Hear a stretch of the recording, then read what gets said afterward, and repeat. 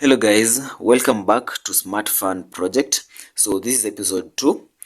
Yesterday the fan could only be turned on and turned off, no big issue.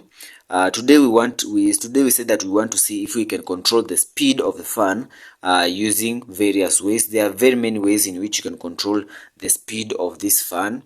We can use a potmeter, we can use resistors, we can use sensors, we can use PWM, which is a pulse width modulation. Very many ways in which you can control the speed. So today we want to see if we can control it using a potmeter. So let me turn it on like that, and let's try and rotate the potmeter to see if we can adjust the speed of the fan.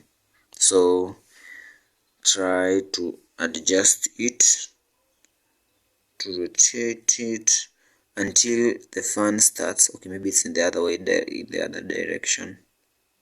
So yes, and the fan has started running. So if I try to limit to reduce the speed, if you can see very well, there's some little spark here down below. There's some little spark.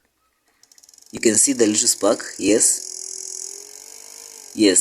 So I want to explain why using a potmeter is the wrong idea, because you're just going to burn your potmeter. So here's why it's wrong using a potmeter. Most of the potmeters that we normally use are normally rated at 100 milliamps, or maybe for power 0.5 watt. And driving this this kind of big load, because it's rated 12 volt, 0.23 amperes. Okay, so if we just calculate for power is equals to VI. If we multiply the 12 volt multiplied by 0.23 amps of the fan, then the fan is drawing 2.76 2.76 watt of power. So comparing this to this is very low as compared to the amount of power this fan is drawing. That's why the potmeter starts to burn out, because the problem with the potmeter, it limits current, and that current is the one that we want to control the fan. The best idea which we can do here, we can use a MOSFET. Yes, a MOSFET. Now a MOSFET is a very good device and powerful device, because it does not resist current. It controls the current, however much the current is, but there's a range. Okay, yes, so it doesn't resist current, it controls it using voltage at the gate. So meaning that it's a very powerful device. So that's why we are going to use a MOSFET.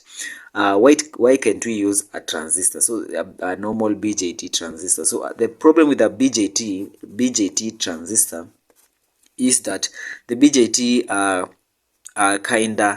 uses it needs current to control the amount of voltage which is flowing from the collector to the emitter. So this is not a very good idea. We want to control the current, not the voltage. So that's why we need to use a MOSFET, which is going to do the job quite nicely as compared to the other ways. So next time I'm going to buy a MOSFET, and I'm going to bring it, and we're going to use the same potmeter to see if we can control the same speed of the fan using the MOSFET. So yeah, so that has been advertised. So that's what I wanted to show you. So next time you're using a potmeter, have that in mind, because you're going to burn your potmeters if you are not careful with the amount of power you're handling in your circuit. So that's has been my time. Thank you, and please subscribe, follow Tronics Energy, and if you have any suggestions, any questions, you can just ask in the comment section, and I'll be glad to show you. So thank you, and hope to see you next time. Goodbye.